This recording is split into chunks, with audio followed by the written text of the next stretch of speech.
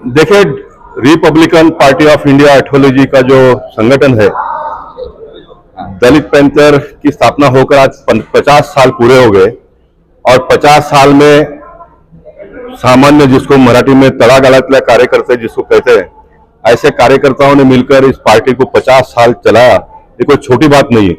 भारत जैसे देश में बहुत बड़ी बड़ी पार्टियां हुई, बहुत बड़े बड़े नेता हमने देखा, लेकिन बड़े पार्टियों को पार्टी चलाना उतना कठिन नहीं होता है जितना ये दलित समाज के लोगों को होता है, जिनको ये पता नहीं कि आने वाले दिनों में नगर सेवक बनने वाला नहीं हूं, मैं विधायक नहीं बनूंगा, मैं सांसद नहीं बनूंगा।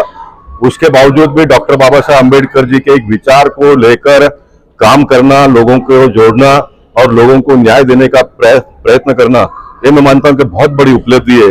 क्या कहना चाहेंगे आज के कार्यक्रम के बारे में? आज का कार्यक्रम बहुत ही अच्छा कार्यक्रम हुआ। दलित पैंथर के स्वर्ण महोत्सव पे प्रमुख मार्गदर्शक बोलकर रामदास जी आठवले साहब यहाँ उपस्थित थे और उनके नेतृत्व में ये बहुत ही अच्छा कार्यक्रम यहाँ लता मंगेशकर नाट्यगृह में हुआ है। दलित पैंथर की जो मूवमेंट है, भारतीय दलित पैंथर की मूवमेंट 1972 से 77 तक हमने महाराष्ट्र में बड़े ताकत के साथ हमने लड़ी है। जो झुग्गी झोपड़ी में रहने वाले लोग हैं, हमारी माता बहन है, उनको न्याय दिलाने का काम दलित पैंथर ने किया है। हमारे तरुण लोगों को, युवा लोगों को रोजगार देने का काम दलित पैंथर ने किया है और मुंबई शहर में, महाराष्ट्र में अन्याय के खिलाफ लड़ने का काम दलित पैंथर ने किया है और हमारे लोगों को शिक्षित बनाने का काम दलित पैंथर ने किया है।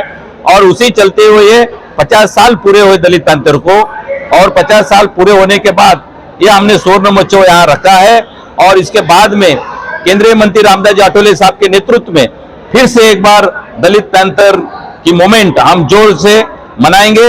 और भारत में जो अन्याय अत्याचार हो रहा है, महाराष्ट्र में अन्याय अत्याचार हो रहा है, महिलाओं के ऊपर जो अन्याय अत्याचार हो रहा है, उसके खिलाफ हम लड़ने के लिए, आवाज उठाने के लिए दलित पैंथर की फिर से एक बार हम लोग स्थापना करेंगे। अच्छा, आपका वो गाना अभी में हमने देखा अंदर बाग, आपने लिखा है, इसके बारे में क्या कहना चाहेंगे आप? मैं रिपब्लिकन पार्टी ऑफ इंडिया का जिलाध्यक्ष हूँ।